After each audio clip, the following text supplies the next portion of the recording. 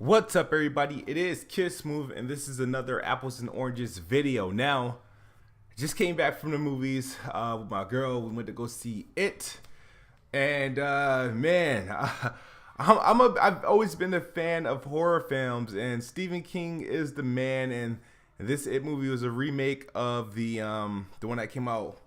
Wow, was it 27 years ago, maybe?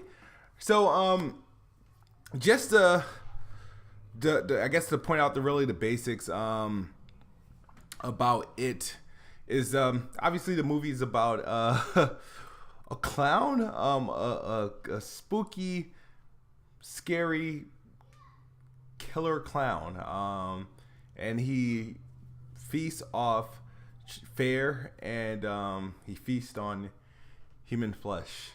Sounds spooky, doesn't it?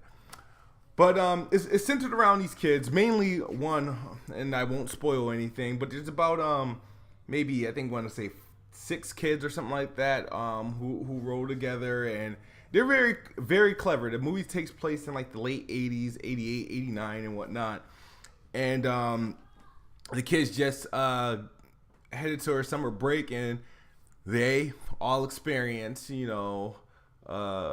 visions, experiences, related to the clown or related to something that they fear, inspired by this clown. Now, first thing I want to point out, the movie is it's a long movie for a horror movie. It's definitely over 2 hours long.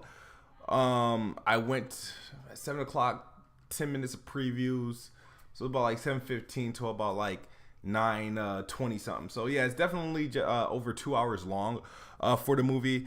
I really enjoyed it. I enjoyed it because I felt like the movie did a lot of things correct. When it comes to horror movies, and when it comes to kids, you're dealing with kids. It's like, how far can you push that boundary? You got horror, you got kids. So it's like it's only so much people are willing to do or willing to show you when it comes to kids. If the protagonist is kids, and it's a horror movie, and most horror movies is either teenagers or older folks, and people going to die. So you got to think, well, damn, are they really going to kill kids in this movie? So that was the one of the factors. So they kept the fears that they use to keep you jumping, or to keep you like worried, was it wasn't really necessarily the clown, because there's only so many times you can show the clown before you're no longer afraid of the clown. The character himself, he's not a scary person, you know what I mean? When you first see him, or if he pops up somewhere, or he can be scary, but if he's shown too much, the fear factor of the clown just goes away. They have to morph him. He has to make different faces. He has to show a lot of teeth.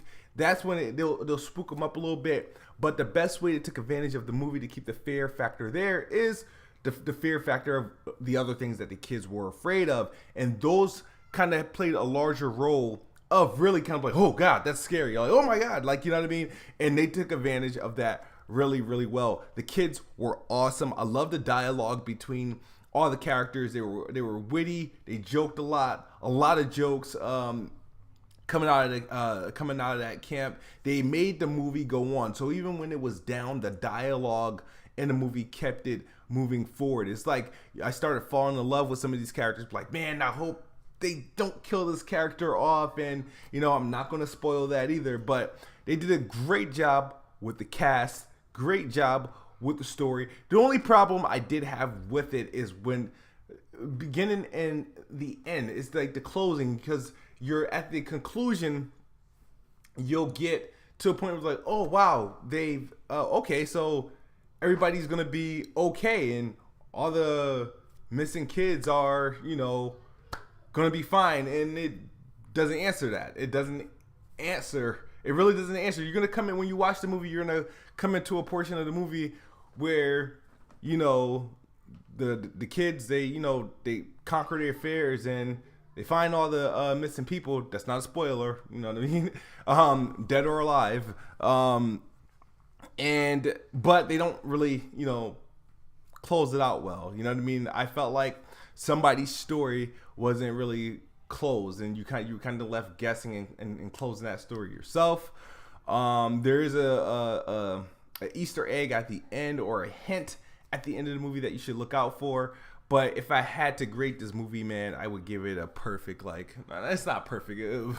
I give it a 9 out of 10. It was a great movie, great Stephen King remake, because a lot of the Stephen King remakes that they did not live up to par, and did not eclipse the original. This one, I don't know if it eclipses the original, but it does a damn good job at putting it in current day. And I think it was a crazy film. It's creepy, it's funny, it's horrifying. You'll love it if you're into horror films. You gotta go see it. Worth the price of admission. It's KidSmoove. I'm out of here. Apples and Oranges. Hope you guys liked my review of it. And if you did, hit that like button. If you think I spoiled too much, hit that dislike button and tell me in the comment section below. I'm out of here. Peace.